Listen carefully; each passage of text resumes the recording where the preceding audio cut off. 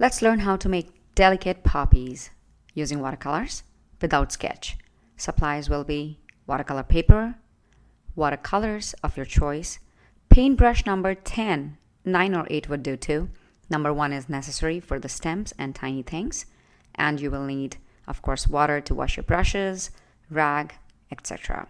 Also cut a little strip of paper to use to test your watercolors, how they appear on paper. Okay, we'll start by simply laying down the first shade of your color of your choice and build up from there. The size of paper and the orientation you can choose, it doesn't matter. You can practice or right away create a greeting card or an art, right? Now you can see the tone, the darkness, the richness of the color that I have is not that dark right now. And using a number 10 brush helps me to load my brush with lots of colors so I can leave that effect of watercolor that I can pull and leave in a bunch right there sitting there.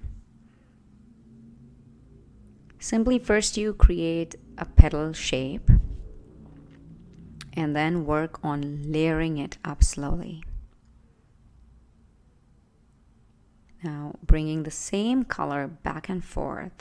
Right now I'm gonna just increase the petal size, but laying it down in a way that it looks like buildup of different petals right there. And this is wet on dry, wet on wet, both techniques going side by side. So we'll work on 2 flowers at the same time so the other one gets some time to dry out.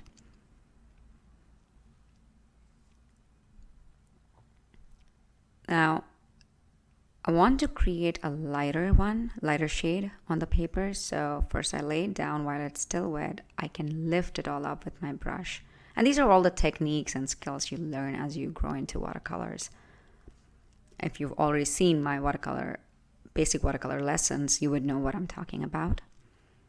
But a key point for creating these poppies is to leave those rough edges and making the petal shapes with your brush strokes.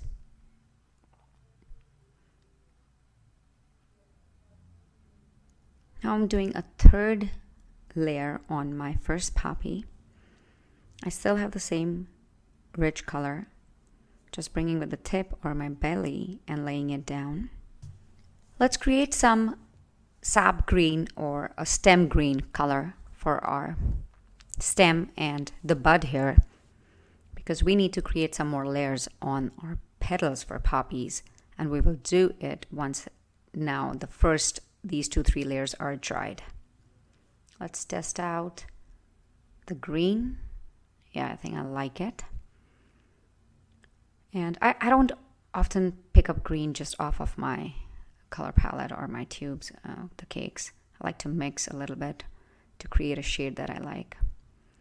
You start at the bottom of the petals, create a little U, and then with the tip of your thick brush, or if you feel comfortable, use your number 1 brush.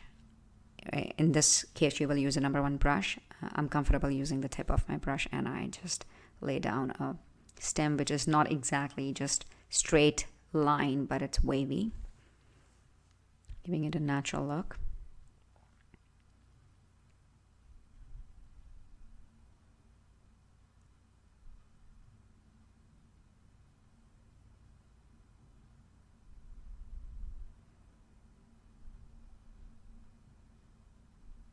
So it's all about patience.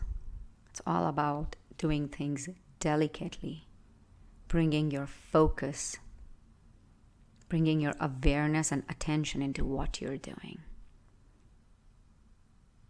That's how you will bring your creativity and express it and stay mindful and calm. So this shade now I have just added by adding a different red to my original shade. So it's still not too varied, but it will be blending and giving the light and dark effect for my petals. Now let's start adding these on here.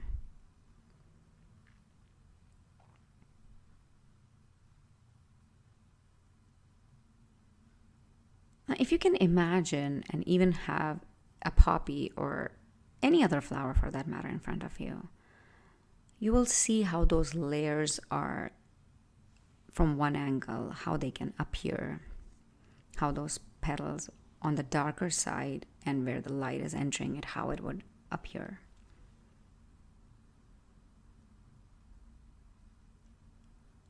A lesson on opacity of colors, of watercolors, would be great too.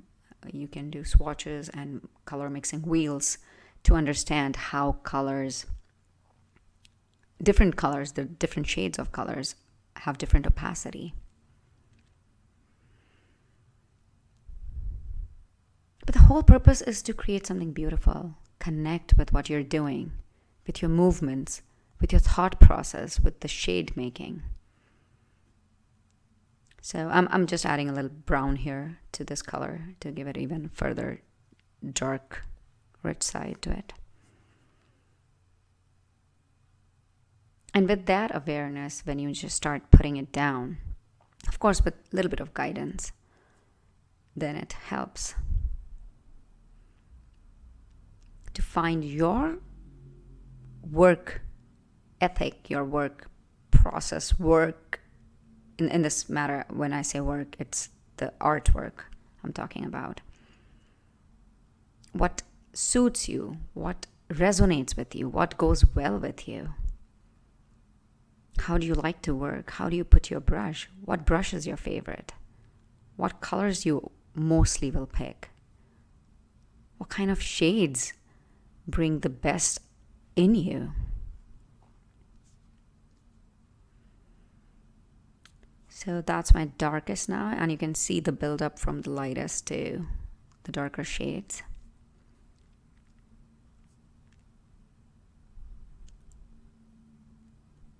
And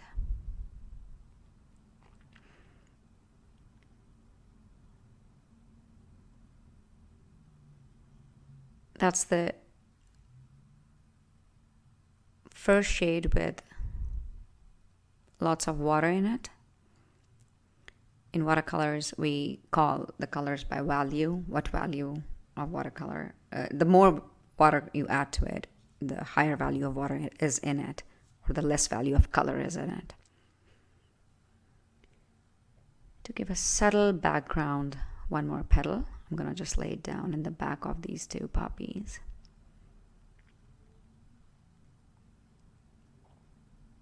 And then we will begin to add our tiny details of the stem soon.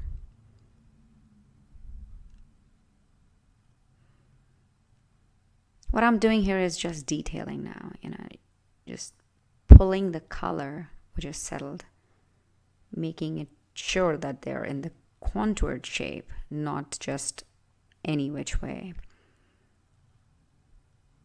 That's the beauty of watercolor. It can settle down and you bring water on your brush or a color and it can recharge and you can take it again, recharge and transfer it or lift it up or put it in a different place. Okay.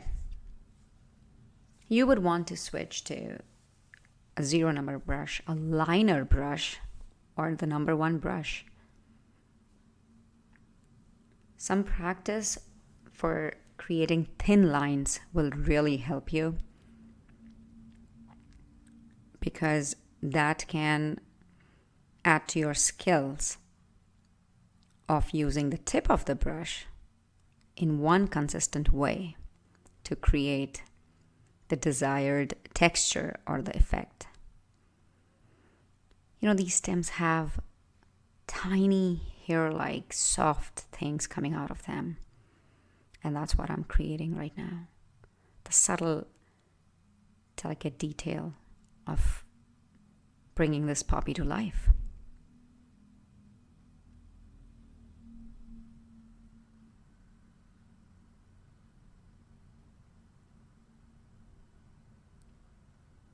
Sometimes I wonder how each student is different, each learner is different, whether you just observe and learn from the process in front of you, or whether the detailed every move is spelled out to you and that helps you.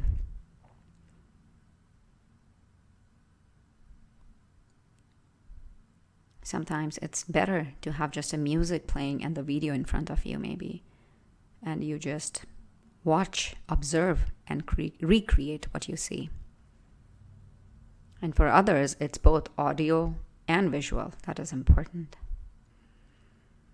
I love poppy buds, how they are. The way they just swing. And they're, like a snake charmer snake just going up. So let's add one here. And again, the smaller number brush helps you control the amount of water, amount of color, and easily controls the depth and shape too. So, and it's a skill that you can acquire. It's almost like pencil if you would hold it. And everybody again has a different way of holding. Some people like to hold it from the back, some like it to hold from the front of it, closer to the bristles. It's agility, it's movement, it's flowing with the process. Find yours. What is it for you? Art expressions will slow you down, will bring you in a place where it should feel calm and nice. Where you start talking to yourself and only your creativity and your inner thoughts.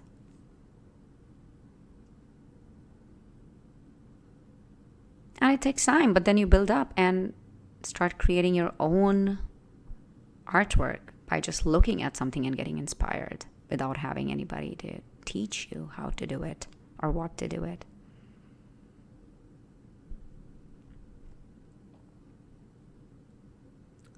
There we are.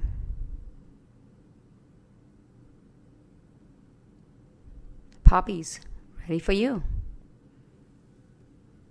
Can't wait to see what you guys have done and created, what shades you chose, what shapes and what sizes you created your poppies into.